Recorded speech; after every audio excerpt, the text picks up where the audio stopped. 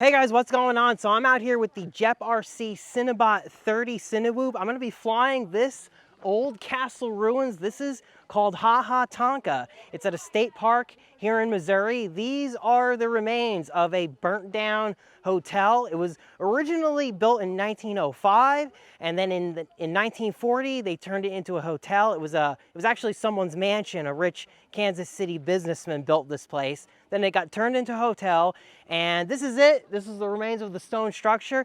The structure is unstable. It says right here, caution, no entry beyond this point. So I'm gonna try not to crash it because I don't wanna have to go get it. So with that being said, we're gonna go for a flight now, and I'm ready to put this thing in the air. I've got the GoPro Hero 8, so you guys enjoy the footage and have a good one.